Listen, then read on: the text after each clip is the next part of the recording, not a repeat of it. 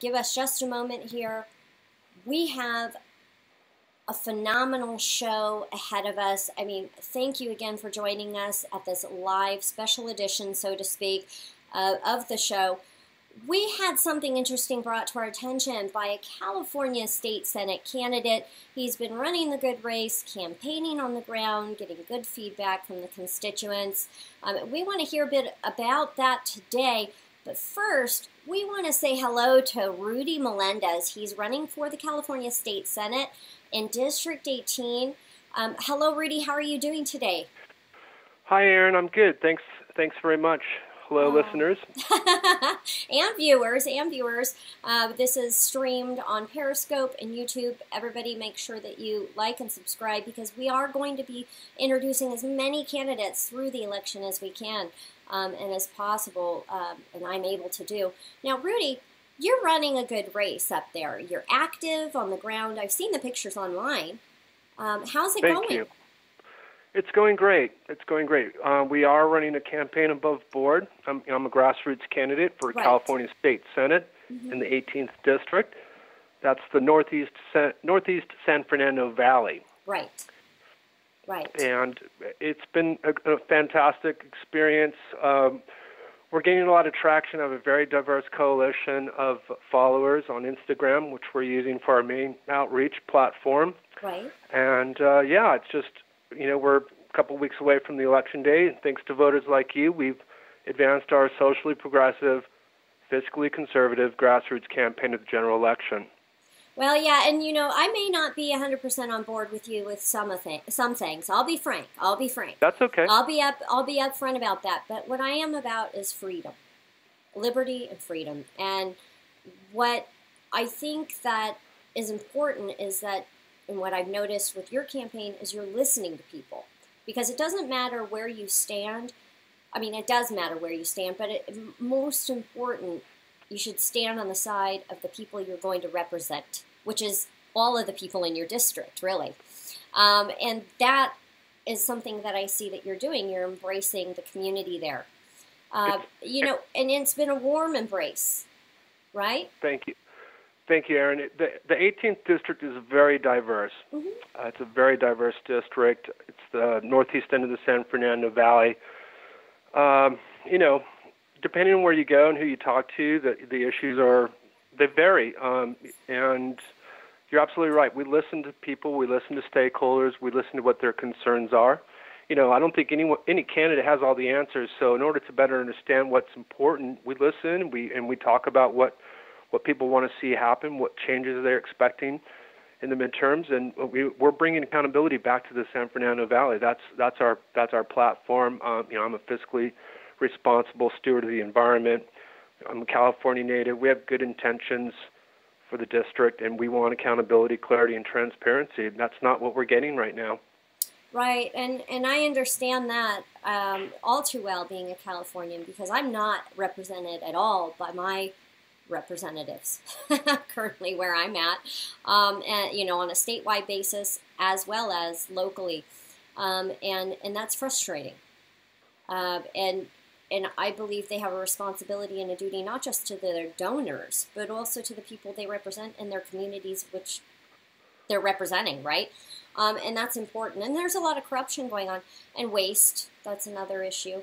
Now, tell me a little bit about what you experienced recently. I mean, we've been trying to connect with you to have you on the show, and we're really excited to connect with you. But last night was something else, right? You encountered an issue, something you didn't expect. It was, and so thank you for bringing it to your audience attention. We chose Instagram as our platform for outreach in our campaign. Instagram is very popular here in Los Angeles, and that's what we do to reach our voters. People can come to our Instagram account. It's Melendez for California Senate. They can see, who I'm following, kind of get an idea of who I am as a person. They can see who follows us. And we post to 800 different accounts. Right. And comment and like and make comments and advocate for what we'd like to see happen in the district in California. And you also post about where you're going and what you're doing, and then you also post about awareness of certain things, and one of those things happened to be getting out the vote, right? We did, and we do, yeah. So, one of the campaign accounts that we follow is the California Secretary of State IG account. I noticed yesterday when I was posting about the deadline for voter registration in California that it appeared to me that the California Secretary of State had blocked our campaign account. And if you're familiar with Instagram, if you go to a campaign or an IG account and you don't find it, it means that you've been blocked.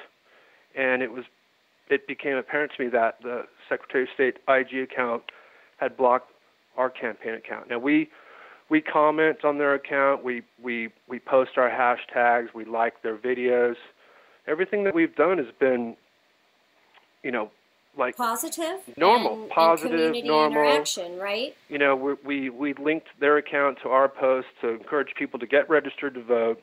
And that we've was done the that interesting one for the because last, like our very first post had their link on it, and I noticed that they seemed to have blocked our account. So we reached out to some of our Instagram followers like you and said, hey, look, this is something that you should be aware of.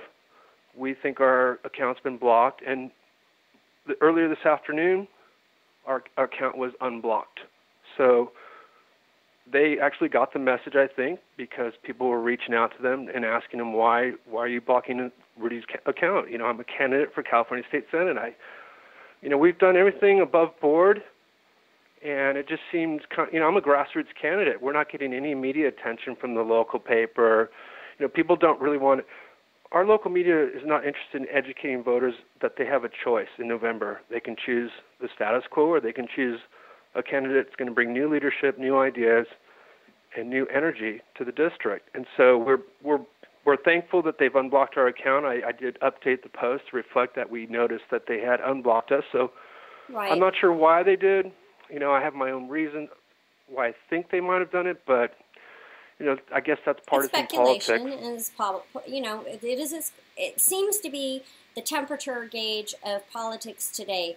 If they don't like you, they either block you or they shut you out. And as it relates to a government entity like this, such as the California Secretary of State, when you're doing awareness, you're a candidate. It seems to me that it should be encouraged by the candidates to send people with questions or people who might want to vote, or in their outreach encourage them to connect with the California Secretary of State, right?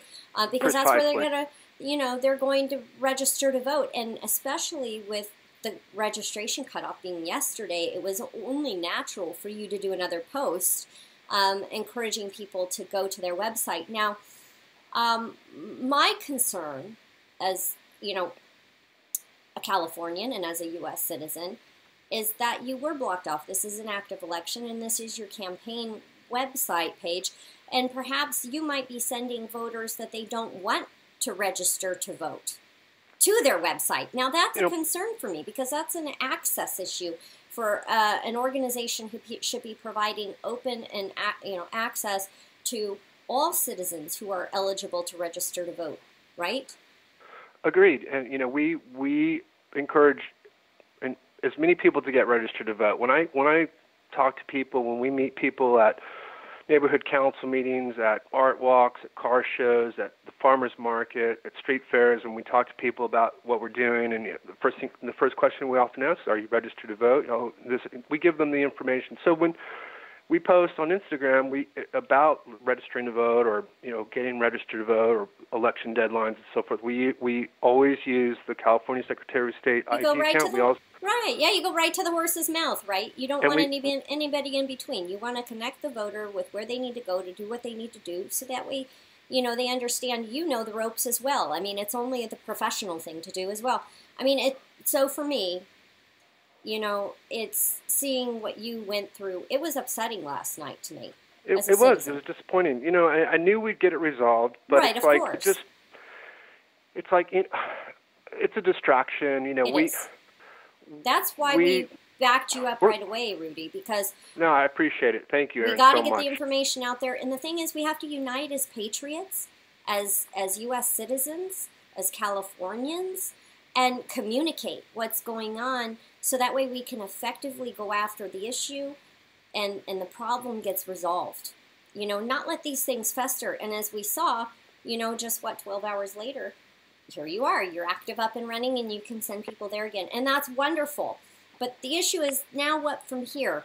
It would be good to see some accountability in government and for them to resolve the issue of why that happened and address it. Because for us, we want to know how many other people is this happening to, especially with social media. Well, we reached out to them through Instagram and asked them, through direct message, can you explain why you blocked our account? At this point, we haven't heard back from them. Right. I hope that we will. I don't know if we will. We gave them an opportunity to respond, right. And I think it's important that they do. We also, just to be transparent, we also use the LA County Register Recorder IG account for outreach as well when we link our accounts and talk about election information and dates and so forth. See, and that's we noticed, wonderful. After the primary back in June, you probably read that the LA County Register Recorder had quite a few problems with the voter rolls, and they quite a for few. A while, over 100,000 issues on the voter rolls. People who were left off and made to vote provisionally. There were, among other issues that they had. There were problems, and all of those need to be resolved as well. But I think this is a long-term issue. There absolutely were problems. I am a vote-by-mail candidate. I never received my vote-by-mail ballot in the primary. I went to the Register Recorder's website. I followed their prompts. I typed in, hey, look, I haven't received my vote-by-mail candidate ballot, or excuse me, my vote-by-mail ballot. Right. By the way, I'm also a candidate in the election, and I got an email response saying, "No, we apologize. We'll send it to you right away." I still never got it. In fact, I'm still waiting for my vote-by-mail ballot for the general election. So this is a big issue. This is, the way I look at it is this. There has to be accountability in government. It doesn't matter who's in power. This is about an administration issue. And when there are problems, we need them solved. These individuals are getting paid to do a job, and it needs to be done, and it needs to be done well. And especially as it comes down to our elections, this is our freedom, our liberties. We are a country where we should be leading the charge on transparency and accountability, right? So absolutely. When you go to the California State Senate and you're elected,